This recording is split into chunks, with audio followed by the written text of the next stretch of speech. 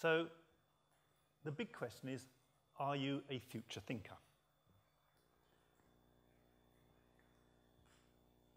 Over my years in clinical practice, I've realized that, by and large, there's two groups of people. There's future thinkers and there's past thinkers. And very few people are actually living in the present. So what do I mean by this? Well, future thinkers and past thinkers, they think very differently from each other. They act differently from each other. They even speak differently from each other.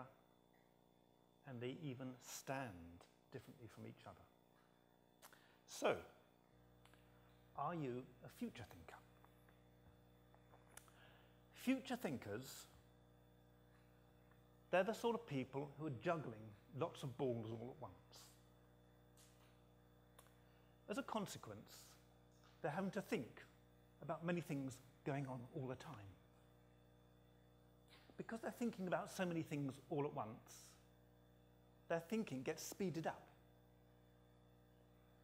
Their speech pattern, they have to speak very quickly to get everything, all the words out of their mouth, because they've got so many things to think about and so many things to tell you. Their actions will be a bit more jerky, because they've got so many things to do, so many things to think about, and they've got to get all these words out. They've got so much to tell you, because they've got so much going on. This is the future thinker. Now, as an osteopath, I also noticed that these people, they stand very differently from other types of people. They tend to stand with all their weight on the fronts of their feet. So they tend to stand leaning forwards to the point where they're almost falling over. And I thought, well, why is this? Why are these people standing like this? But only the trained eye would notice it, because what they do, all their weight is on their toes, like this, as if they're about to fall forwards. But the brain is a clever thing. The brain says, whoa, safety first, I've got to stop falling over. So all the weight's on the toes, but the back then says, if I do this, I'm not going to fall over, but the weight's still on my toes and my heels are still lifting off the ground.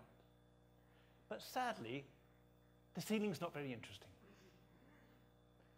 So I do this with my neck and shoulders.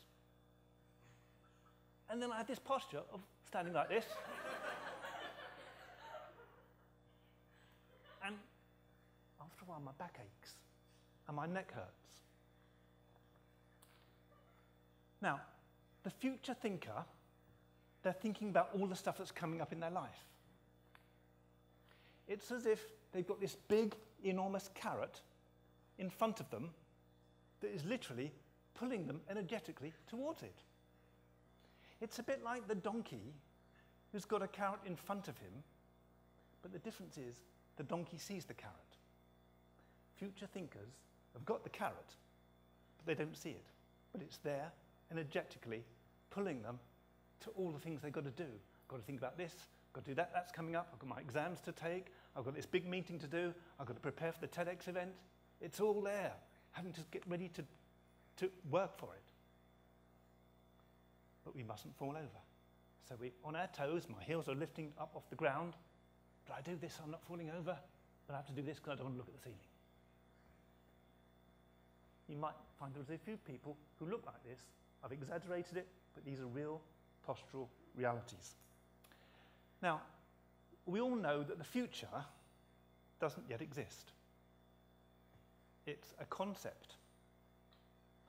And because the future does not yet exist, it's inherently unstable. There's too many variations for us to calculate of what could happen. Because the speech pattern of a future thinker is what if, what could be, what might be, what should be. They're looking at all the things that are coming up in their life and all the variations and all the variabilities that could possibly happen. Now, because this is inherently unstable, their thinking is lost to some instability, the future, which results in anxiety. Anxiety tendencies, because it's unstable. It's inherently not existing yet. So we have this posture of this carrot that's pulling the future thinker towards it. It's in front of them. They're on their toes. They're about to fall over. The brain says no. And we do that so we don't look at the ceiling. And it's a bit uncomfortable. And people who have this can get long-term back problems and neck problems. But there's the other group of people, the past thinkers. Now, the past thinkers are a very different type of person. The past thinker, he's thinking all about what was, how good life used to be, how it should have been, how it could have been, but it wasn't. For these people, the present is not as good as how it used to be. And so the future, well, forget that. That's got even less chance. Now, where you've got a group of people needing to make decisions, the past thinker is the blocker. That's a bad idea. That won't work. That's a waste of time. Because for these people, any form of change is going to be a waste of time. It's going to be worse. Because for them, the past was the good time, and so now is not as good, and that's got even less chance to be any good. Now, the past thinker speaks more slowly. They're a bit more ponderous.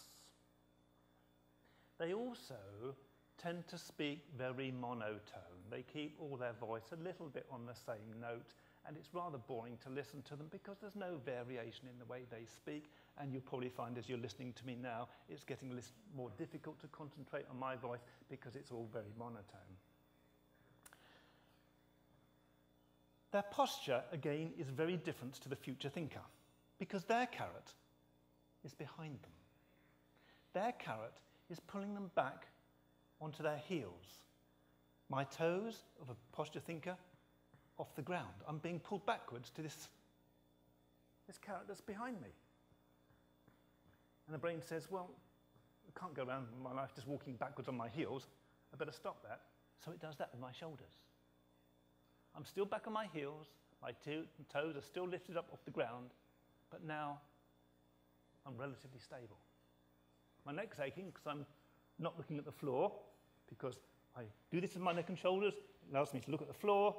But I don't want to look at the floor. I want to look straight ahead, so I have to do this with my neck. And I'm now like this.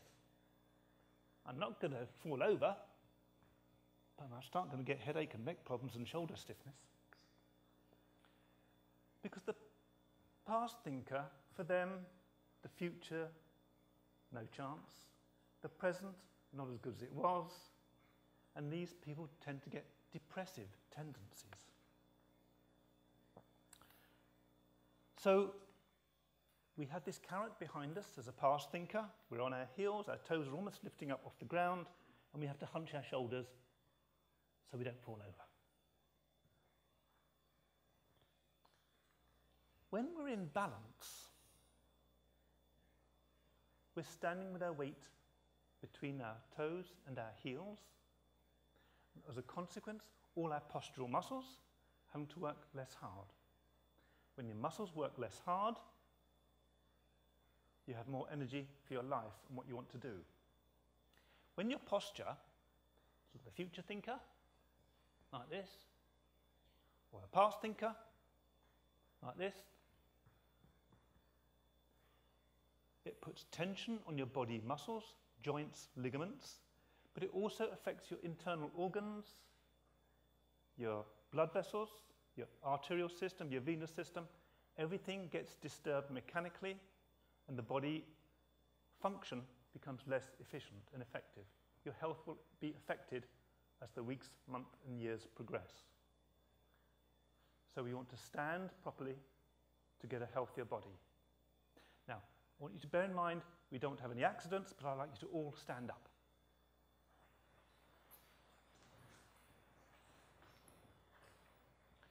And I want you to be conscious of your feet. Now, any women who are wearing high-heeled shoes, this probably won't work because high heels tend to throw you into the posture of the future thinker. But if you're wearing flats, it'll work. I just want you to notice, have you got more of your body weight on your toes, on your heels, or somewhere in between? Only if your body weight is in the center of your feet are you mentally in the present. A lot of you will be leaning with your weight more on your toes, having to arch your back. And some of you are going to be back on your heels, slightly having to round your shoulders so you don't fall over. So the big question for today, are you a future thinker? Thank you.